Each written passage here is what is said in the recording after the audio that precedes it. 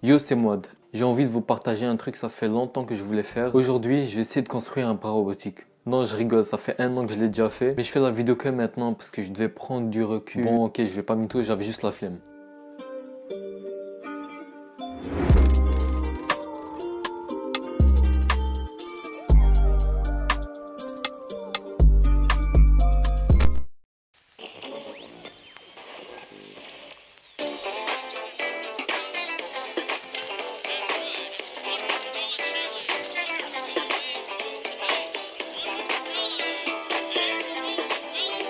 Déjà, il faut savoir que ce qui est important pour un bras robotique, c'est la précision, la force et la vitesse. Mais pour moi, ce qui est important, c'est que ça bouge. C'est vraiment le seul critère et du coup, c'est pas trop utile. Donc pour moi, pas besoin de force, il faut juste qu'il soit capable de soulever son propre poids. Et là, vous vous demandez peut-être pourquoi je construis un bras qui sert à rien. En vrai, j'ai commencé ce projet parce que je trouvais ça grave stylé, mais surtout parce que ça allait me permettre d'apprendre plein de nouvelles choses, comme dans l'électronique, la programmation et l'impression 3D. Ouais, peut-être ce projet était juste une excuse pour acheter une imprimante 3D. J'ai designé et imprimé en 3D presque toutes les parties du robot parce que ouais, j'avais oublié un point. Pour moi, c'est important que le robot coûte pas cher parce que visiblement, c'est pas le cas pour les vrais bras robotiques.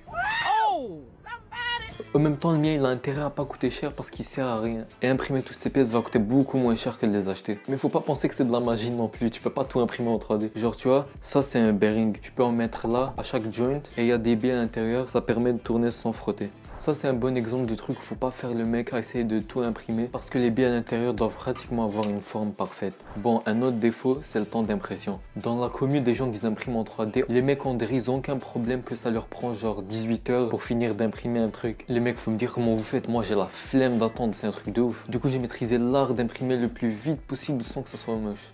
Ou presque. Je pense que vous l'avez compris, je m'en fous pas mal de la qualité d'impression. J'essaie pas de faire un truc ultra clean si ça prend 10 000 ans. Je préfère que ça soit fonctionnel. Et même à ça, je trouve que la qualité est pas si mal.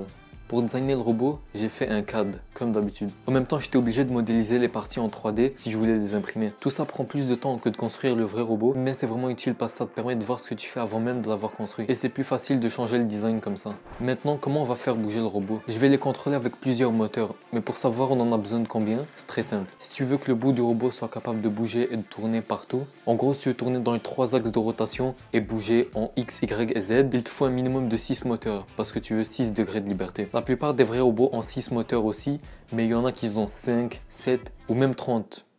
Ouais, chacun son délire.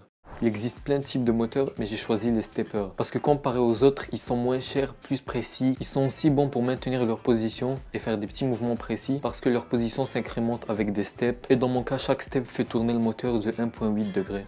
Pour transmettre les mouvements, j'ai principalement utilisé des belts et des poulies imprimés en 3D. Tu te demandes peut-être pourquoi je dois transmettre les mouvements et pas directement attacher les moteurs sur les joints. Déjà, les steppers sont pas vraiment forts, donc j'utilise les belts pour augmenter leur force. Mais j'utilise aussi d'autres choses pour augmenter leur force, comme des engrenages et des planetary gearbox. Et de deux, transmettre les mouvements me permet de placer les moteurs où je veux. Les moteurs, c'est vraiment le truc le plus lourd dans le robot. Alors c'était important de les reculer le plus possible pour rapprocher les centres de gravité des centres de rotation. Et logiquement, les moteurs ont une plus petite charge à faire tourner. Par exemple ici, j'ai 2 moteurs derrière, mais ils permettent de contrôler les 2 axes à l'avant. Maintenant, l'électronique. Bon, une fois le robot construit, il va pas bouger tout seul. Il faut quelque chose pour contrôler les moteurs et alimenter le robot. Pour contrôler les moteurs, j'utilise un Arduino, mais tout seul il peut pas directement interagir avec les moteurs. Alors c'est pour ça qu'on doit brancher des contrôleurs de moteurs à l'Arduino. Mais comme j'avais la flemme de les brancher, j'ai juste acheté un board d'imprimante 3D. Donc techniquement mon robot c'est juste une imprimante 3D avec 6 moteurs.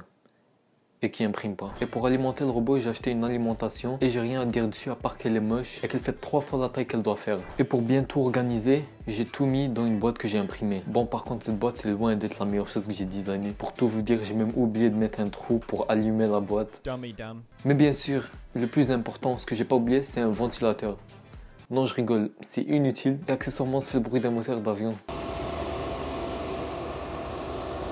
Avec ça, les moteurs peuvent bouger, mais le robot a aucune idée de quel moteur fait quoi, quel mouvement chaque moteur doit faire ou de comment les synchroniser pour avoir le mouvement qu'on veut. La programmation, c'est la partie plate, mais qui va permettre de régler tout ça. Je vais être capable de contrôler le bout du robot avec des coordonnées en faisant des lignes entre les points dans l'espace. Sauf qu'on peut pas contrôler directement la position du bout du robot. Ce qu'on peut contrôler, c'est la rotation de chaque joint avec les moteurs. Alors pour convertir un point 3D en position de moteur, on doit utiliser quelque chose qui s'appelle de l'inverse kinematics. Ça sert à trouver la position que chaque joint doit être pour que le bout du robot soit à l'endroit où on veut. Alors on pourrait se dire que l'inverse kinematics c'est simple et qu'on peut juste utiliser de la trigonométrie. Et c'est ce que je pensais avant de commencer. Quelle erreur. J'ai dû apprendre des maths que j'ai jamais vues de ma vie. Les mecs, faut arrêter. J'ai pas encore appris ça à l'école, wesh. Mais bon, j'ai tout appris et je l'ai programmé. J'ai aussi créé ce logiciel avec Unity en C#.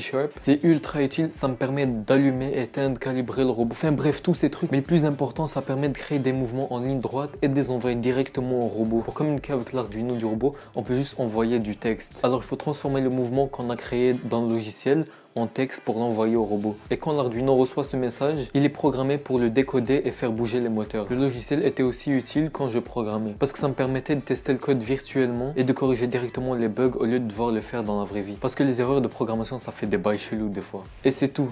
C'est tout ce qu'il faut pour faire un bras robotique. Ce projet est bien inutile comme prévu, mais par contre, ça m'a permis d'apprendre plein de nouvelles choses. J'avais envie de vous partager ça parce que c'était un truc que j'avais fait durant le confinement et ça m'a permis de bien grandir. Bon, si vous avez aimé la vidéo, faites ce que vous voulez. Moi, je suis pas youtubeur, mais je compte faire d'autres vidéos, donc abonnez-vous si vous voulez les voir. Sinon, ici, je pense que c'est la plus grosse blague du projet. J'avais écrit V1 comme si un jour une V2 va exister. En tout cas, bref, merci d'avoir regardé. C'était Mouad. Peace.